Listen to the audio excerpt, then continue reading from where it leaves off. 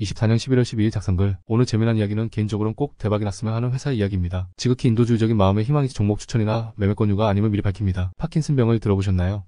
일종의 신경퇴행성 질환으로 증상은 느린 운동능력, 정지 시떨림, 근육강직, 질질근력, 어깨 구분, 자세 등 움직임에 장애가 나타나는 질환입니다. 한국인은 파킨슨병 발병 유전자를 가지고 있어서 다른 인종보다 발병 비율이 높은 편이라고 합니다. 그 얘기는 우리 모두는 내 의도와 상관없이 교통사고같이 걸릴 수도 있는 병의 하나일 수도 있다는 의미입니다. 파킨슨병은 뇌 이상 증세로 발병이 되는데 흔히 치매라 불리는 알츠하이머 다음으로 흔한 퇴행성 뇌질환이라고 합니다. 60세 이상에서 1%의 유병률이 나타나고 나이가 들수록 발병률이 증가하는 병이지만 현재로선 발생 근본 원인이 정확하게 밝혀지지 않아 치료약이 없는 게 현실입니다. 이런 파킨슨병을 치료하고자 하는 회사가 있습니다. 오늘의 주인공인 S바이오메딕스입니다. 2023년 5월 4일에 상장한 회사입니다. 줄기세포 치료 전문 바이오 회사로 체세포, 면역세포, 성체줄기세포, 배아줄기세포 등 다양한 세포를 활용해 치료제를 개발하는 회사입니다. 공모가 18영원으로 당시 시가총액 1979억으로 상장한 회사입니다. 다양한 파이프라인 중에서도 파킨슨병 치료제를 배아줄기세포, 유래 도마민세포를 이용한 것이 있는데 아시아 최초로 임상 승인을 받기도 했습니다. 어제 세브란스 병원 신경과 이필유 교수, 고려대학교 안암병원 신경외과 장진우 교수 임상연구팀이 파킨슨병 환자를 대상으로 지난해 5월부터 인간 배아줄기세포 유래 중내 도파민 신경세포 이용 임상 12여상 시험을 진행한 결과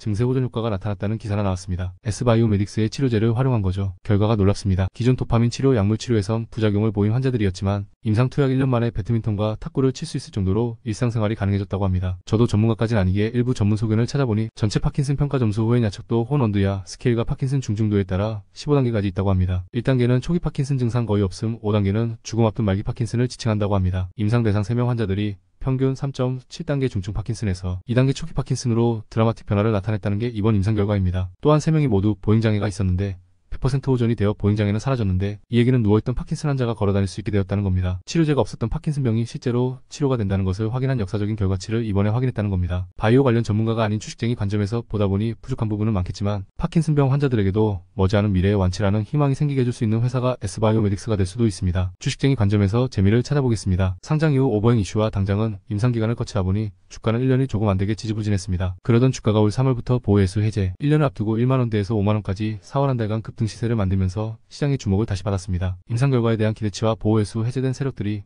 기똥차게 올리기도 했던 결과입니다. 여타의 바이오 회사의 운명처럼 항상 자본이 수혈돼야 하는 SD바이오메딕스이기도 했습니다. 8월 반기 감사 보고서에서 회계법인으로부터 감사 의견 부적정이 뜨면서 회사는 자본 잠식의 리스크에 노출이 됩니다. 하지만 9월에 제3자 배정으로 동국제약의 투자사들이 참여하여 70억을 수혈해줍니다. 그리고 11월 7일 113억의 추가 투자금을 확보하며 재무 리스크를 해소했습니다. 113억의 사용처도 83억은 임상, 나머진 시설 투자입니다. 긍정적인 사용처입니다. 이제 다시 임상 실험을 위한 준비는 충분히 세팅을 다시 했고 어제 드라마틱한 결과까지 나왔습니다. 그런데 주가는 어제 증시가 개떡 같은 이유도 있겠지만 호재 기사와 함께 바로 하한가로 들어갑니다. 상식적으로 임상실험이 별로였다면 투자가 들어왔을까요?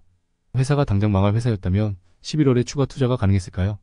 우선 이상은 없지만 주가는 언제나 예상과 다르게 움직입니다. 하한가 잔량이 88,000주로 크진 않지만 좋은 임상 결과에 하한가는 주주 입장에선 기분이 나쁘긴 했을 겁니다. 시간의 거래에서 하한가가 풀리면서 순간적으로 5%까지 체결이 되기도 하며 풀리는 모습을 보여주다가 3만주 잔량으로 다시 하한가로 막아버렸습니다. 아마 좋다 말았을 겁니다. 다만 망하는 회사의 하한가는 이렇게 만들지 않습니다. 매도의 기회조차 주지 않습니다. 지금부턴 시나리오를 또 써볼 겁니다. 소설일 뿐인 거죠. S바이오메딕스의 관리자가 혹시 있다면 새로운 판을 짜야 합니다. 아마도 내년을 보고 주가 관리를 다시 해야 할 겁니다. 혹은 곧 머지않아 더 좋은 임상 결과는 호재가 있다면 물량 관리를 할 필요가 있을 겁니다. 어제의 하한가 속에서도 기관은 매수로 대응을 했습니다. 11월에 들어온 투자 금액은 32,950원에 전환할 권리가 있습니다. 회사 측은 자신 있었는지 15%의 매도 청구권까지 걸어두었습니다. 지분 이석을 방지하거나 누군가에게 더 높은 주가가 되었을 때 17억 내외의 주식을 미리 확보할 자신감이 있나 봅니다. S바이오메딕스의 잠재력을 보고 붙어있던 다수를 털어내야 할 겁니다. 주가 조정을 23,000원대까지 할 수는 있지만 그러려면 7개월가량을 주가를 밀어버려야 합니다. 실제로 밀어버릴지 아니면 그냥 긍정적인 호재 계속 남발하며 올릴지는 어제 만든 하한가를 오늘과 이번 주 어떻게 방향을 만들어주는지에 달려있습니다. 공교롭게 8월 5일 애난율로 인한 패닉세 때 최저가가 23,000원입니다. 오늘 하한가 물량을 다 털어먹고 바로 위로 솟구칠지 혹은 기간과 가격 조정을 주면서